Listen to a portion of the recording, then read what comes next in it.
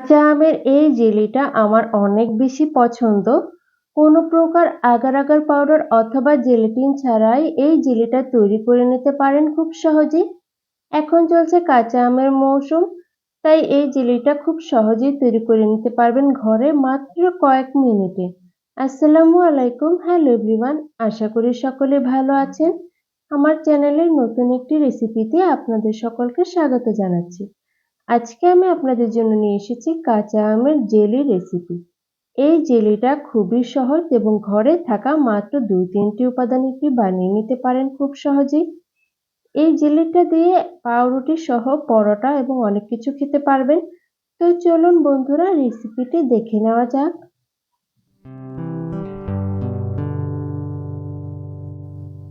কাঁচা আমের জেলি তৈরি করার জন্য আমি এখানে নিয়ে নিয়েছি ফ্রেশ কাঁচা আম। এগুলোকে আমি বাজার থেকে কিনে এনেছি। কাঁচা আমগুলোকে এখন আমি ভালোভাবে ধুয়ে পরিষ্কার করে নেব। আমগুলোকে ভালোভাবে ধুয়ে অবশ্যই পরিষ্কার কাপড় দিয়ে মুছে নিতে হবে। এ পর্যায়ে নিয়ে এসেছি আমগুলো, দেখতে পাচ্ছেন আমি এখানে আজকে 3টি আম দিয়ে জেলি তৈরি করব। আজকে আমি এখানে মিডিয়াম সাইজের 3টি কাঁচা আম নিয়েছি। প্রথমে আমি একটি পিলারের সাহায্যে আমের খোসাগুলোকে ছাড়িয়ে নিচ্ছি। আপনারা চাইলে বটির সাহায্যেও এই কাজটি করতে পারেন অথবা ছুরি দিয়েও খোসাগুলো ছাড়িয়ে নিতে পারেন। কাঁচা আমের জ্যাম বা জেলি তৈরি করার ক্ষেত্রে চেষ্টা করবেন আমটা একটু টক দেখে নেবার জন্য, তাহলে জ্যাম বা জেলিটা খেতে অনেক বেশি মজার হয়। এখানে আমার সবগুলো আমের খোসা ছাড়িয়ে নেওয়া হয়ে গিয়েছে। এখন আমি আমগুলোকে পরিষ্কার পানি দিয়ে ভালোভাবে ধুয়ে একটা পরিষ্কার কাপড়ের সাহায্যে এভাবে মুছে নিয়েছি। এ পর্যায়ে আমি আমগুলোকে টুকরো করে কেটে নেব। সেজন্য একটি ছুরির সাহায্যে আমি প্রথমে আমগুলোকে অর্ধেক করে কেটে নিচ্ছি। আমগুলোকে অর্ধেক করে কেটে নেবার পর আমি আমের যে বীজটা রয়েছে সেটাকে ফেলে দেব। আমের বীজটা অবশ্যই ফেলে দিতে হবে। আমগুলোকে এবার আমি ছোট ছোট টুকরো করে কেটে নেব। আপনারা ঠিক কতটা পরিমাণ জেলি তৈরি করতে চান সেই পরিমাণে আম নিয়ে নেবেন। আমি আজকে এখানে অল্প পরিমাণে জেলি তৈরি করব, তাই মাত্র 3টি আম নিয়ে নিয়েছি। দেখতে পাচ্ছেন আমগুলোকে আমি কিভাবে ছোট ছোট করে টুকরো করে নিয়েছি। আমি আমগুলোকে সেদ্ধ করে নেব। আমগুলো যেন দ্রুত সেদ্ধ হয়ে যায় সেই জন্য আমি আমগুলোকে ছোট ছোট টুকরো করে নিচ্ছি। আমার মতো করে আপনারাও এইভাবে টুকরো করে নেবেন আমগুলোকে। ঘরে জেলি তৈরি করা খুবই সহজ, আর আগার আগার বা জেলেটিন পাউডার ছাড়া তৈরি করতে পারলে তো কোনো কথাই নেই। আজকে আমি আপনাদেরকে এই রেসিপিটিও দেখিয়ে দেব কিভাবে জেলি তৈরি করে সারা বছর সংরক্ষণ করতে পারেন। আমার আমগুলো টুকরো করে নেওয়া হয়ে গিয়েছে, দেখতেই পাচ্ছেন কিরকম ভাবে টুকরো করে নিয়েছি। এখন আমি এই আমের টুকরোগুলোকে ভালোভাবে পরিষ্কার পানি দিয়ে ধুয়ে নেব। চেষ্টা করবেন ভালোভাবে পরিষ্কার পানি দিয়ে ধুয়ে নেবার জন্য, যেন আমের গায়ে কোনো কষ লেগে না থাকে। এর পর্যায়ে আমি পানিটা ছেঁকে নিয়েছি। দেখতেই পাচ্ছেন আমার আমের গায়ে কোনো কষ লেগে নেই এবং আমের টুকরোগুলোও ঠিক কতটা সাইজে নিয়েছি দেখুন। এ পর্যায়ে আমি চুলায় চলে যাচ্ছি। চুলায় বসিয়ে দিয়েছি একটা প্যান, আর প্যানে নিয়ে নিয়েছি সেই ধুয়ে রাখা আমগুলো।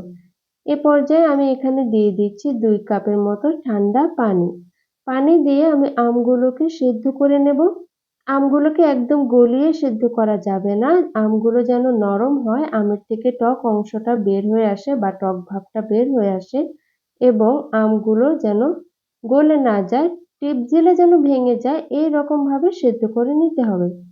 দেখতেই পাচ্ছেন আমার আমগুলো প্রায় সেদ্ধ হয়ে গিয়েছে। আমি এই পর্যায়ে আপনাদেরকে দেখিয়ে দিচ্ছি কিরকম সেদ্ধ করতে হবে। আমগুলো কিন্তু পুরোপুরিভাবে গলে যায়নি, তবে চামচ দিয়ে বা হাত দিয়ে টিপ দিলে এরকম গলে যাচ্ছে বা ভেঙে যাচ্ছে।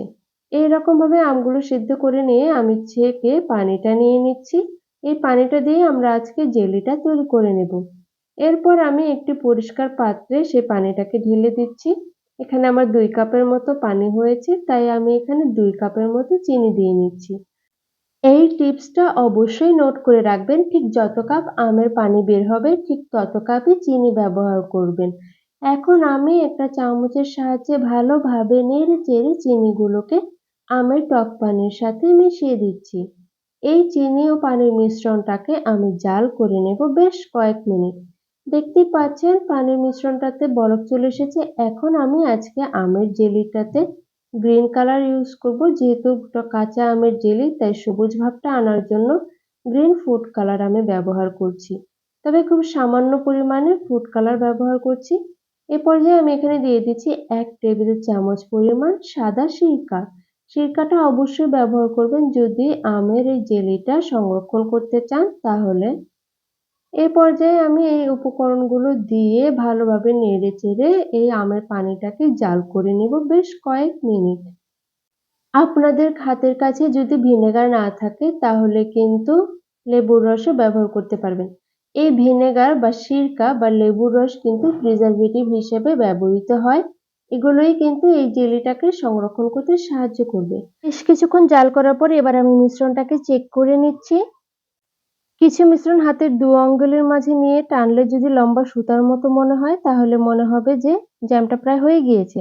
আমার এখানে জ্যামটা আরেকটু হবে, পুরোপুরি হয়নি, তাই আমি আরো কিছুক্ষণ সময় জাল করে নিচ্ছি। দেখতে পাচ্ছেন এ পর্যায়ে কিন্তু আমার জ্যামটা পুরোপুরিভাবে তৈরি হয়ে গিয়েছে। দেখেই বোঝা যাচ্ছে কতটা সুন্দর হয়েছে। এখন আমি এই জ্যামটাকে সেট করতে চলে যাব। যেই পাত্রে জ্যামগুলোকে সংরক্ষণ করব ঠিক ওই পাত্রেই সরাসরি গরম এই জ্যামের মিশ্রণগুলোকে ঢেলে দিতে হবে। আমি এখানে একটা কাঁচের জার নিয়ে নিয়েছি, আপনারা আপনাদের সুবিধা মতো পাত্র নিয়ে নেবেন এবং সেখানে আমি সেই গরম জ্যামের মিশ্রণটাকে ঢেলে দিচ্ছি। দেখতেই পাচ্ছেন কালারটা কতটা সুন্দর হয়ে এসেছে। এই জ্যামটা এখন কিন্তু পাতলা মনে হলেও পরবর্তীতে ঠান্ডা হয়ে এটি জ্যামের মতো তৈরি হয়ে যাবে।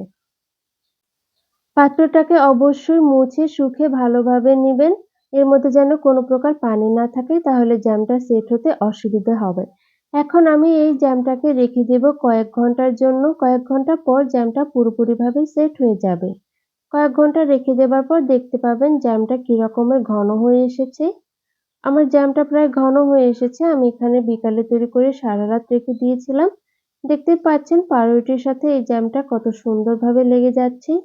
এইভাবে জ্যাম তৈরি করে আপনারা কিন্তু সারা বছর ফ্রিজে সংরক্ষণ করতে পারেন এবং বিভিন্ন ধরনের খাবার দিয়ে এই জ্যামটা খেতে পারেন।